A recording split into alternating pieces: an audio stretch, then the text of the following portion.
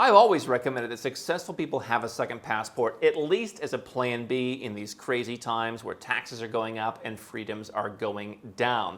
But some people ask, why am I getting a second passport? Why am I putting out the expense and the effort before I actually need it? I'm going to tell you.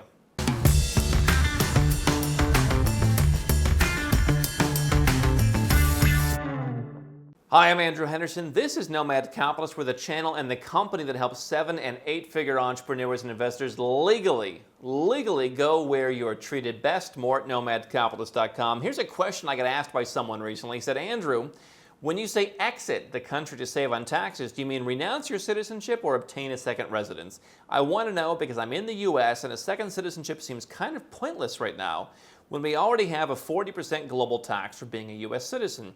I guess what I'm asking is getting a second residence even worth it if I don't renounce my citizenship? Your opinion is greatly appreciated. Now, a couple things here before we get to the meat of the question. One common misconception people have is residence versus citizenship. He does that twice here. Residence and citizenship are different. Citizenship means you're a citizen. You can get that by being born in a country, such as in the U.S. or many other American countries, just by being born there. You can, get it by having parents from there. That's the way most people get citizenship, right? You're German because you have German parents, or you're American because you're born on the U.S. soil. Obviously, we talk about getting second citizenship, but to get the second citizenship and a passport that comes with it, you need to be a citizen, whether you make a donation to a country or you go and live there and become naturalized or anything else. That's citizenship. It's much more permanent. It generally is an all-access pass, unless we're talking about Australia. You can come and go as you please. Residence could be temporary residence, could be permanent residence, could be just a social pass, as in the case of some Asian countries. Residence generally means that you can just come and go as you please for a certain amount of time. Permanent residence could have a certain amount of time, or it could actually be permanent for the rest of your life, depends on the country.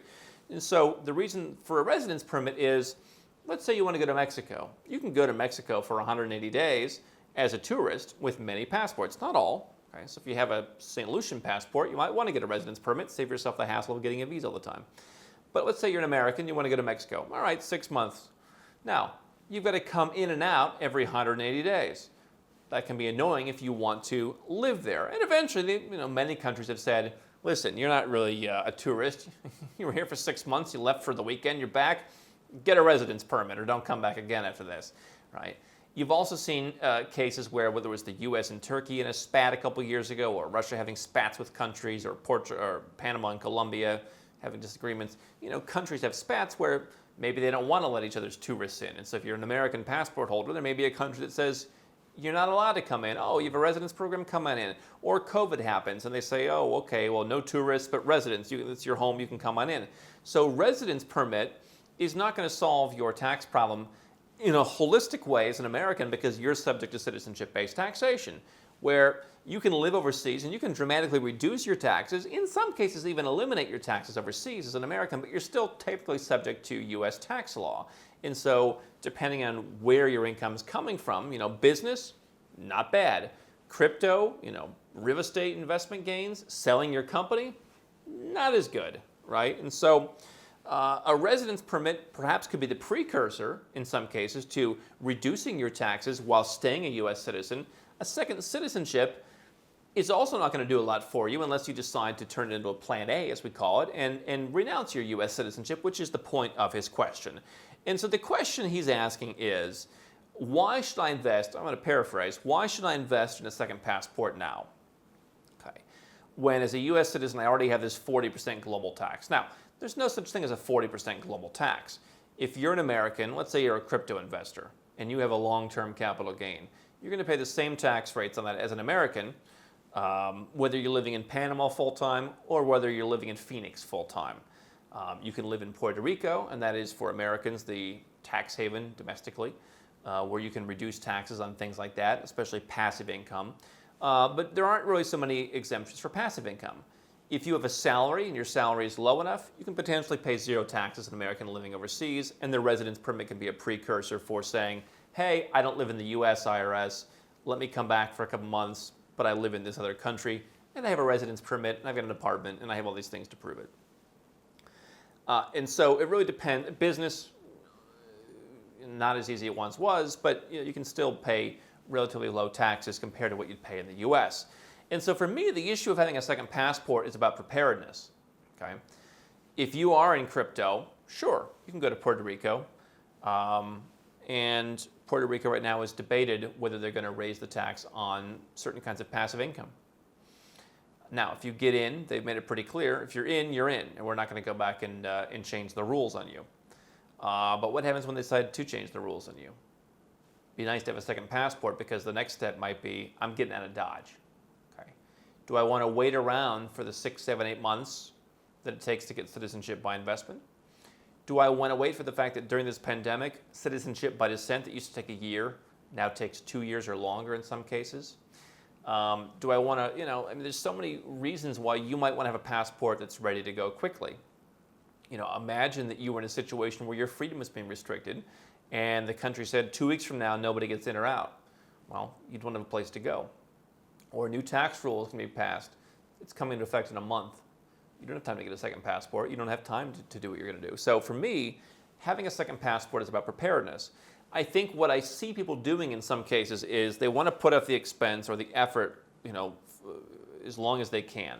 Right? If you want to get a second passport in a year, you don't have that many options. You're going to go through a fast track process. You're going to go through an investment process. It's going to cost money. Okay? And there's going to be some hassle that can be outsourced to someone like Nomad Capitalist.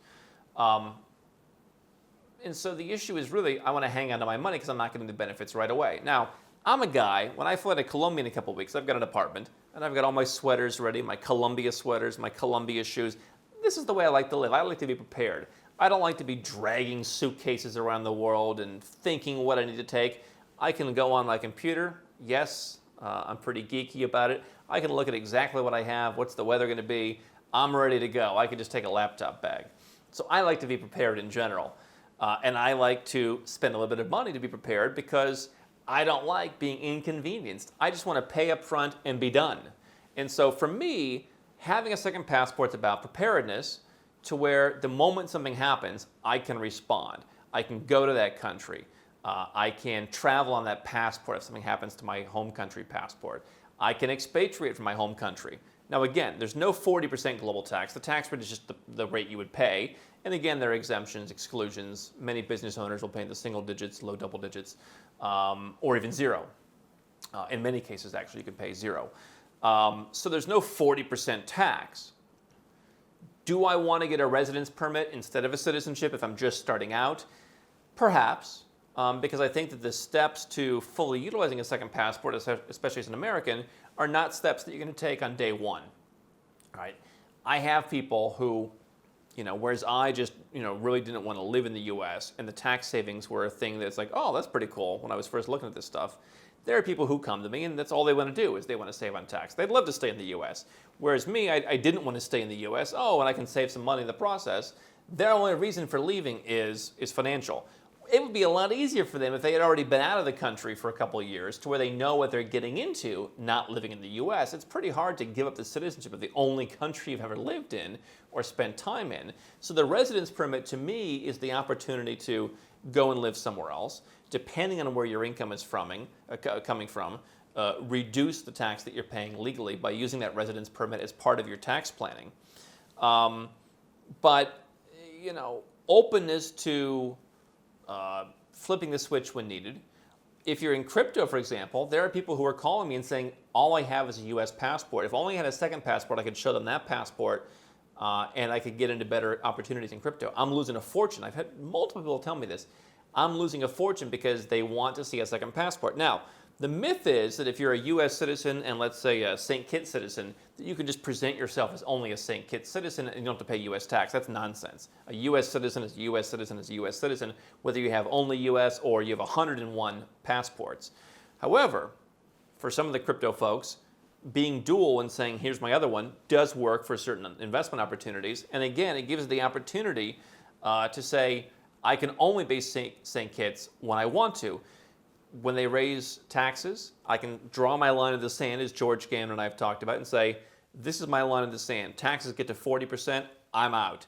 When they restrict my freedom, you don't do this or that, we're not renewing your passport. They've already done that for taxes. Now, I always tell people, pay your taxes. If you want to lower your taxes, go where you're treated best. But Sometimes the IRS does it wrong. I had an issue with the state of California very early on in my career where I paid the taxes, they thought I didn't, and they took money out of my bank account, and I had to fight them for God knows how long it was. I don't even remember at this point, to get my money back. Now imagine if my business was much bigger now as it is. It's pretty easy that I could owe someone $50,000 rather than back then it was like $1,500 or something. And they could, for a while, turn off my passport. I think that the reason to have a second passport, very simply, is you want to be ready. Too many people come when it's like, hey, Andrew, I've accumulated $10 million in Bitcoin, or my business is worth $10 million. I said, oh, great, how much more is it going to be worth later when you leave? Oh, no, this is the top, I'm out. I said, there's nothing I can do for you, or there's very little I can do for you, right? Or they say, holy cow, Andrew, the whole place is falling apart. Maybe I should get a passport. Maybe it's too late. So you want to get your ducks in a row first. And if you look at citizenship by investment, for example, in the Caribbean, or even in Turkey, you're buying real estate, you're putting money in bonds, or you're making a donation, okay? I mean, two of those may have an opportunity cost. One of them stings as in the money's going off your balance sheet. If you're a 7 or 8 figure entrepreneur, figure out what percentage of this it's worth spending as an insurance policy. Or if you're planning on leaving and getting into Dodge for good eventually, what's it worth investing in that? Figure out the ROI. Why do we work with 7 and 8 figure entrepreneurs? Because they can get an ROI on doing this stuff, and it becomes a no-brainer to where you pay $100,000, you can save $1 million, right? So the answer to the question is second residence is a good first step. If you're not a 7 or 8 figure entrepreneur, if you have a business and you're making 50 grand, sure, get a second residence somewhere in a tax-friendly country. Go down to a Costa Rica, go to a country like that, and probably in Latin America where they're pretty cheap. And go there and you live there. Maybe that's part of your tax strategy. It's part of your lifestyle strategy. You get yourself acquainted. But if you have the money to afford second citizenship, by the way, they're not all expensive. Citizenship by descent, paper residence, naturalization, the slow way, all good things to get started. And I would tell you, even if you don't have a lot of money, start the ball rolling in a paper residence for not a lot of money, where just the clock starts ticking without you necessarily living in the country. But preparedness, for me, is so important. And I say be prepared because too many people come to me, they're not prepared, and they waste millions of dollars. Maybe we save them millions of dollars later, but they've already wasted millions of dollars because they didn't get stuff done early. They waited until it felt comfortable. They waited until the house was on fire, and it's just not the right way to go. So be ready in advance. I know it's not an easy thing to do, but it's something that I invest in personally, both in terms of passports and in every other area of my life. I want to pay the money up front and know that I'm covered. Don't stop now. We've got well over 1,000 more videos here on YouTube for you to watch and learn how to go where you're treated best. And if you want to work with Nomad Capitalists personally, go to nomadcapitalist.com/apply, learn about our unique, tried and true process, garnered over years of experience, and learn how you can become our client.